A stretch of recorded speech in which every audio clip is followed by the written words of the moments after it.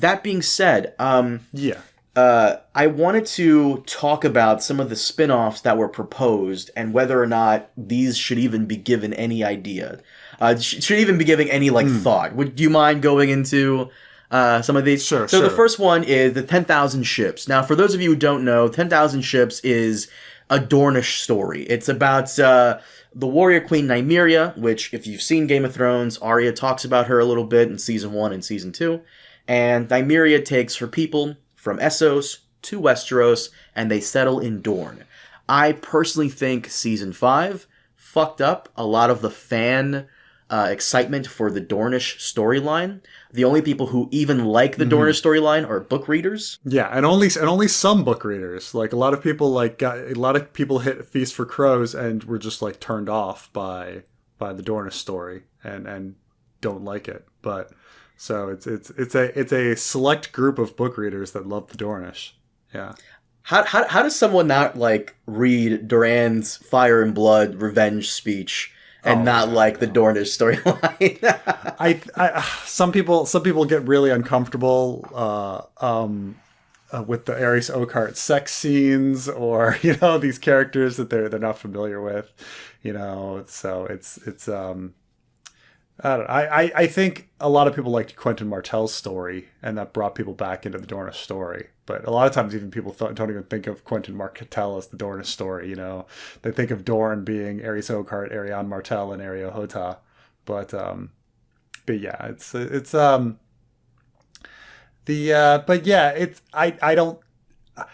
I think that people are suspicious of Dorne, show watchers. I don't know if they necessarily know how to handle it. How do you, Pedro Pascal, was great as Oberyn Martell.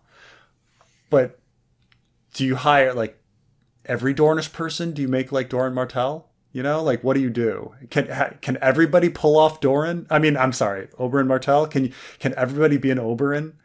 Because everybody can't be a badass, right? What was it you who told me that, for those of you who don't recall, the last episode of Game of Thrones, Season 8, Episode 6, was it you who told me that the new Prince of Dorne, he styled his, acting around what Pedro Pascal did as Oberyn? Was that you who told me that? I don't think it was me, but I do remember his mannerisms. Reading an interview about him. Yeah. His mannerisms were very Oberyn, so you have a point there. Oh, absolutely. And that guy, considering that guy had 0 lines, he did a fucking great job, right? The fact that he has so much personality, but he has no lines. He just sits there in a chair. That's pretty cool, Pretty cool of him, but yeah.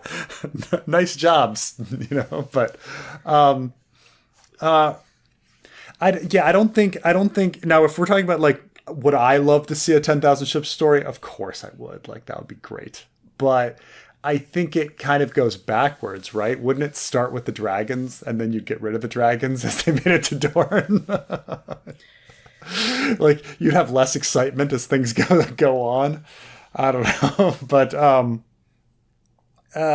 don't think people would be very interested in it. I think they would have trouble portraying Dornish characters. What do you do? Do you make them all Spanish? What do you do? They seem to have that kind of issue. Everybody can't be a badass. Everybody can't be Oberyn Martell fucking and fighting. So I don't know.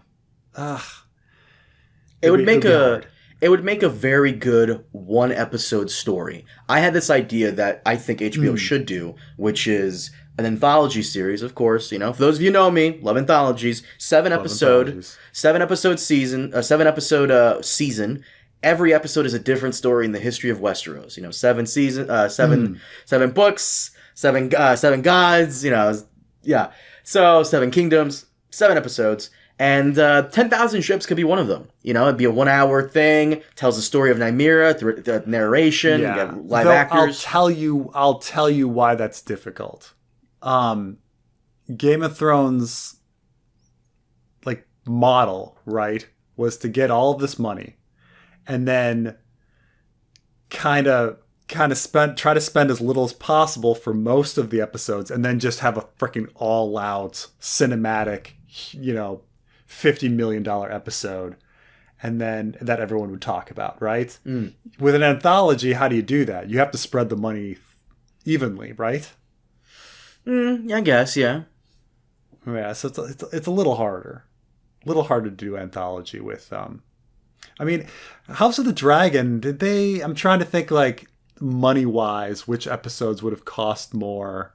I mean, I guess the Stepstones episode, what is that, episode 3? That's got to be the most expensive one, but I don't know. I would argue the Stepstone episode was expensive. I would also argue the last episode was equal. Episode 9 and 10 were expensive because of the dragon stuff and because of the scale of it all. The CGIs and how many people are you actually pulling in? Like, how many extras were used in that dragon pit scene? But for the most part, most of Ice and Fire is just people in a room talking.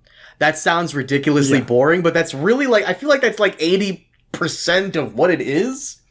You know? Sure. Yeah. It's either people talking in a closed-off room in King's Landing or people walking from location A to location B talking, and then the occasional fight. I mean, this was the big joke when Game of Thrones first came out. Everyone's just walking around the garden over and over again, you know?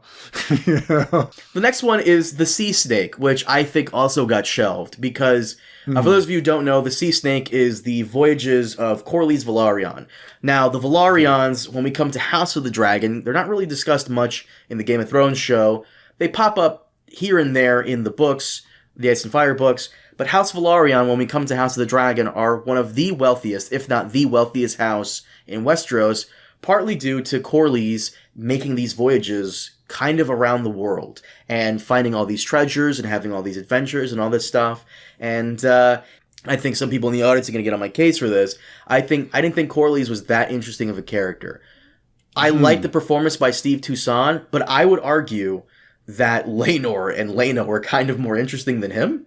Oh yeah, well, I agree with you. There's character and then there's actor, right? So did you?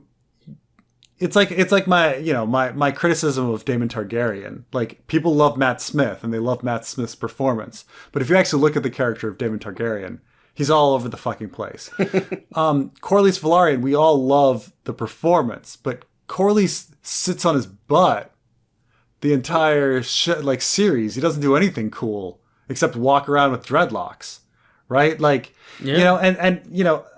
actor, often makes the role. I don't know if you saw the new Matrix movie, but they have a different Morpheus in it, and it's well, you're not Lawrence Fishburne. You're just not Lawrence Fishburne. Yeah. And so as much as people are as much as you like Corlys Velaryon in House of the Dragon, it's gonna be a different actor playing him young. It's gonna be completely different. How often do you actually see another actor portray a role, well, where you're oh yeah, no, it's the same thing. It's just a continuation of that, Maybe you like Robert De Niro as Vito, and maybe you like old Vito, but they're definitely not the same character. It's just, they've rolled the dice twice, and you happen to like them both, but come on, they're not the same. Like I said, I don't think Corlys was popular enough to have a whole spin-off about him. In fact, the fandom was very weird with who they really liked. I expected them to like Aemon because he looks like a Final Fantasy villain, but I did not expect the fandom to go crazy over Helena. That was fucking random. Or it was random how everybody fucking loved Lena. She had 4, and they loved Lena number 3. Lena number 3, yeah. Yeah, it's not like they went crazy for Lena number 2, even though Lena number 2 was fantastic and super hot. But Lena number 3, they were oh my god, maybe because she went out in a blaze of glory. Oh, by the way, I said Helena. Oh, I thought you said this is a fucking problem with House of the Dragon, right? No. By the way, side note, Comic Book Girl 19 posted a House of the Dragon video where she's pretty funny in it. Yeah. No, is she still yeah, for it's some like- reason needing a co-host or something? She has her own like character co-host like on it. Like she, you know how she doesn't post very much because I think she's a Twitch streamer now, but like, you know, it kind of has if you're nostalgic for like old comic book girl 19 like stuff, it's like straight up like old type of quality, like old content stuff. So on House of the Dragon, you know. But yeah, she sits there and she's like, yeah, House of the Dragon. Let's see. There's a, and then she just goes down the list. She's like, there's 3 Aegons and 2 Viseryses and Helena and a Laenor and a Rhaenys and a Rhaenyra. And then she like goes down. You're like, yeah, this does kind of like, this does kind of suck, you know, in that sense that the names are all the same. But yeah, no, Helena, like why people went nuts for old Helena. Yeah, Helena 3. Actually, I guess they went nuts for Helena 2. They just loved Helena.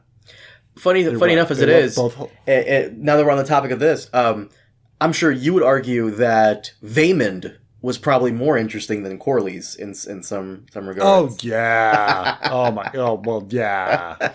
Vaemond.